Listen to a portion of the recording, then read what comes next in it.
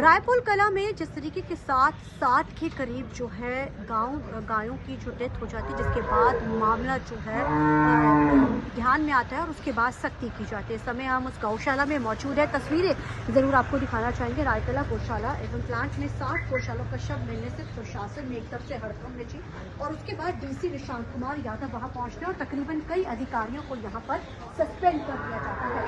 Suspend करने के साथ साथ उन्होंने बताया कि यहाँ पर मृतक गायों को पोस्टमार्टम के लिए जहाँ 3 के करीब टीम्स बनाई गई है और मुख्य मकसद सिर्फ ये है कि जो इन टीम्स को जल्द से जल्द रिपोर्ट सबमिट करने की भी जानकारी दी गई है। अभी तक की मिली जानकारी के मुताबिक तकरीबन 5 एकड़ में फैले रायपुरा कला गौशाला में तकरीबन जो है एकदम से जब यहाँ लोग पहुँचते हैं तो 60 के करीब जो गाय हैं और बहुत सारे मृतक गायों के बछड़ों के पोस्टमार्टम के लिए टीम बनाई गई है। और जो सबसे बड़ी बात है, यहाँ पर जो है जितने भी पशुपालन या डिपार्टमेंट के अधिकारियों को यहाँ पर जो है सस्पेंड कर दिया गया है। और आइए आपको सुनाते हैं कि चीफ सेक्रेटरी ने इस पूरे मामले में क्या कहा। देख लीजिए, यहाँ गाय को है ना, सारे जो 1000 से 1000 के करीब गाय यहाँ हमारे इस गौशाला में है। यहाँ उनको प्रॉपर तरीके से जो रखने के बंदोबस्त, उनके लिए खाना पीने का, उसके साथ ही मेडिकल फैसिलिटीज पूरी तरह से सुनिश्चित की गई है।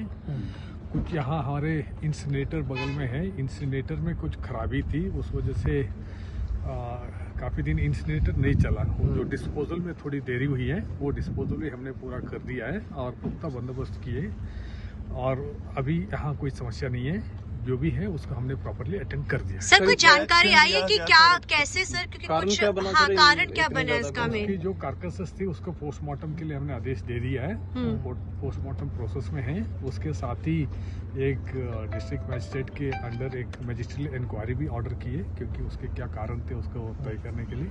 उसके बाद उसको ऊपर जो कार्रवाई चाहिए होगा, जो नियमित होगी, उसको हम कर देंगे। कितने इसमें सर अधिकारियों को भी देखा जा रहा है कि जिनकी जिम्मेदारी थी, जिस तरह से कार्रवाई कर दी आपने? जो एक बार मजिस्ट्रियल इंक्वायरी की रिपोर्ट आएगी, उसके बेसिस पे हम फर्दर कार्रवाई करेंगे। फिलहाल जो प्राथमिक जो हमें तथ्य हमारे सामने है, उसके बेसिस पे हमने इस सेंटर के जो इंचार्ज ऑफिसर्स थे और जो कर्मचारी थे, उनको हमने सस्पेंड भी किया। उसके साथ जो टेम्पररी थे उसको हमने डिस्चार्ज भी किया, दूसरे स्टाफ को अपॉइंट किया गया। और यहाँ फिलहाल सारी जो नियमानुसार जो कार्रवाई जो चलना चाहिए, जो जैसे बिल्कुल ठीक से चल रही है। सर, इसमें अभी कुछ कोई गैप होने से उसको भी हम अटेंड कर। सर, कुछ के जैसे कटे हुए अंग मिले हैं, आंखें निकली हुई, तो कुछ चीजें पता चली प्राइमरली कुछ मेडिकल जो फैसिलिटीज है उसको पूरी है ना प्रोवाइड की गई है। अगर कहीं भी अभी हमारे मेडिकल ऑफिसर्स उसको पूरा देखभाल कर रहे हैं, अगर कोई भी गैप होने से उसको अटेंड किया जाएगा।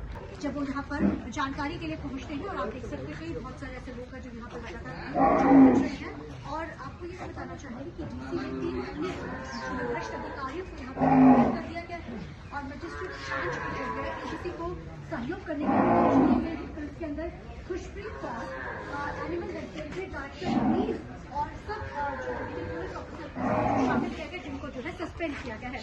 आपको जानकारी के लिए बताना चाहेंगे कि एकदम से अचानक खबर सामने निकल कर आती है कि इस तरीके के साथ गौशाला में इतने लोगों की डेथ हो जाती है, बहुत सारे पशुओं की। हालांकि चीफ सेक्रेटरी का साफ तौर पे कहना है कि जांच लगातार जारी है और रिपोर्ट जल्द से जल्द दी जाने की बात कही गई है। और पूरे उन्होंने प्लांट का जो है यहाँ पे दौरा किया और इस दौरे के दौरान उन्होंने एक एक चीज को जाना है कि आखिर कहां पर कमियां थी, किस तरीके के साथ यहाँ पे चीजों में कमी रही।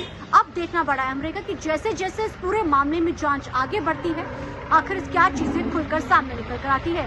चंडीगढ़ से TV9 के लिए अमनप्रीत कौर।